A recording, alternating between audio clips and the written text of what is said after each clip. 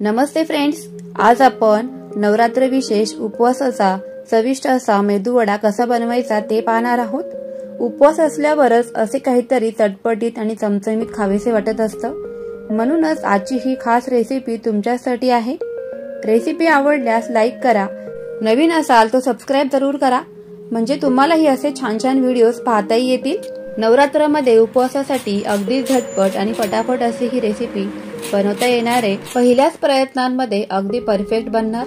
चला तर मग फ्रेंड्स, पटकन वेळ न घालवता रेसिपीला सुरुवात करूयात। सर्वात आधी जाड तळाचा असा एक पसरट पॅन मी इथे गॅसवर ठेवलेला आहे। त्यामध्ये अर्धी वाटी इथे मी भगर घातलेली आहे। आता भगरीला बऱ्याच भागांमध्ये वरई असेही म्हणतात। पुन्हा इथे त्याच वाटीने मोजून मी अर्धी वाटी साबुदाणे घातलेले आहे।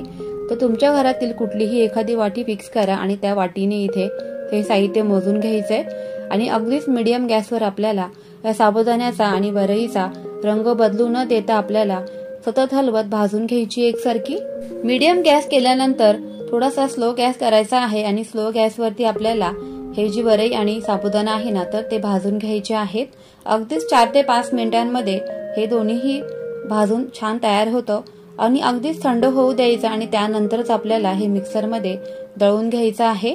थंड झाल्यानंतर याची छानशी अशी पावडर बनली जाते, त्यामुळे शक्यतो थंड होऊ द्या आणि नंतरच मिक्सरमध्ये बारीक करून घ्या।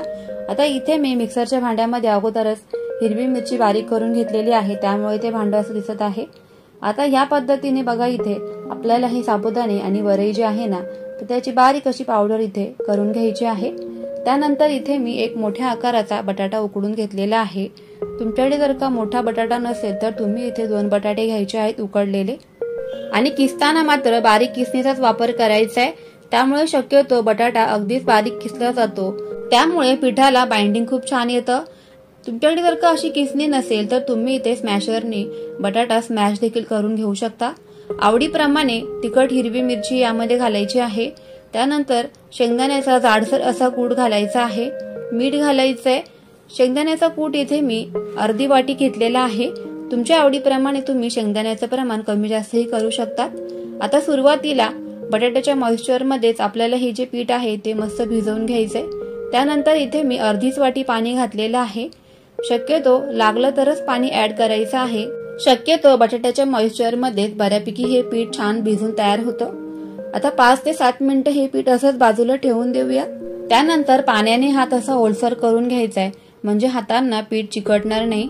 आणि मी दाखवते ना, अगदी त्याच पद्धतीने पिठामधून काही पोर्शन घ्यायचा आहे आणि छोटे छोटे असे बॉल्स बनवायचे आणि त्यामध्ये बोटांच्या आकाराने अगदीच या पद्धतीने खड्डा करून घ्यायचा आहे, म्हणजेच मेदूवड्याच्या आकारामध्ये आपले हे वडे बनवून तयार होतात। सर्वच वडे एकसारख्या आकारामध्ये इथे मी बनवून घेतले आणि त्यानंतर अगदी कढईमध्ये आपल्याला किंवा एखाद्या पसरट आकाराच्या पॅन मध्ये हे तळून घ्यायचे आहेत।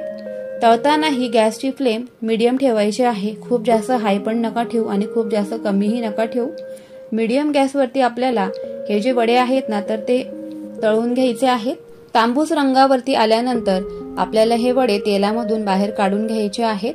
अगदीच क्रिस्पी आणि कुरकुरीत असे हे वडे बनवून तयार होतात। अगदीच खूप जास्त तामझाम नाहीये, ना दही घालायचं, ना सोडा घालायचा, ना कुठल्या पद्धतीचा इनो वगैरे घालायचा आहे यामध्ये।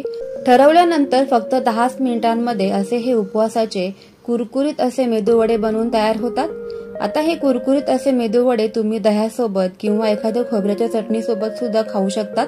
वड्यांना आकार तर पहा, काय मस्त आणि सुरेख असा आलेला आहे। कुठल्याच पद्धतीने कडेने चिरले वगैरे नाही किंवा तेलामध्ये गेल्यावर पसरले देखील नाहीयेत। अगदीच परफेक्ट आणि मस्त कुरकुरीत असे हे उपवासाचे मेदूवडे बनवून तयार झालेले आहेत।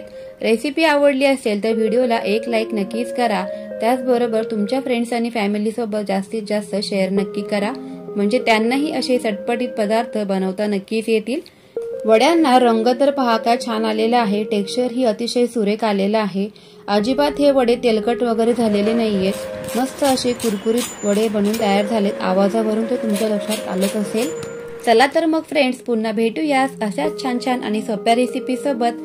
तोपर्यंत always keep smiling and keep cooking. Bye bye friends.